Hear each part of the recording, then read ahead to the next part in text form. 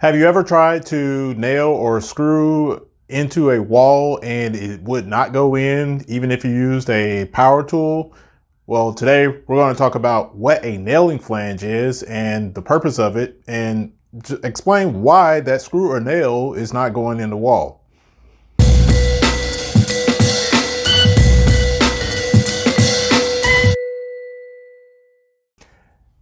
Hey, my name is Kenny. I'm the owner of Robinson Handy and Technology Services.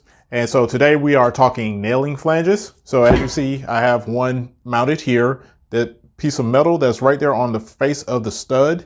And so the purpose of a nailing flange is to protect the wire or pipe that is behind that flange. And so the reason you put that there is so that if somebody were to come along, let's say you wanted to hang some shelving, or you wanted to put in a picture, hang a picture on the wall, or something of that nature, add cabinets to a given spot. The purpose of that nailing flange is to stop you from damaging what is behind it. So in this case, it will be an electrical wire. As you see here, the white wire that's running in there is running actually through the stud. And so that nailing flange is attached to the stud, because normally when you're adding things to place on the wall, you're supposed to secure them to a stud, because the stud is the structure of the building. And so by using the nailing flange, that prevents you from going through the wire and potentially causing a short, or in the case of plumbing, it prevents you from going through that pipe and either causing a leak, whether it's a water leak or even a gas leak. But water leaks obviously are dangerous, because if water leaks are not caught, they can actually cause damage, water damage, and that water damage can result in mold.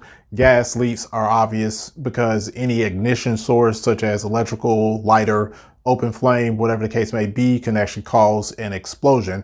Both of those are hazardous situations. When it comes to going through electrical wire, you could actually get electrocuted if you put a nail or screw in and that nail or screw hits the hot wire or the supply voltage.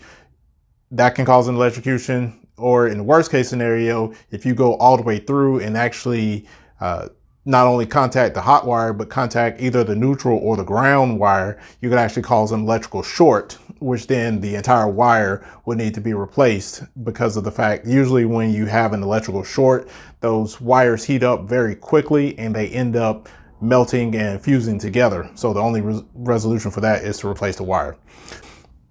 So remember, if it doesn't go through, you're probably hitting the nail flange, and you just either need to move up or down. This particular nail flange is only about 2 to 2.5 inches high. So as long as you move above or below, you'll clear it. From my knowledge, and of course it depends on the house, usually the electrical wiring is ran about 2 to 3 feet from the floor in terms of like outlets and whatnot. And so if you're hitting that nailing flange, then you're probably hitting right where the electrical wire runs for one or more outlets. So again, just move up or move down and you'll clear it. Any questions or comments about nailing flanges, feel free to drop those down below. Also, please be sure to check out the website, rhtservices.net. Until next time, peace out.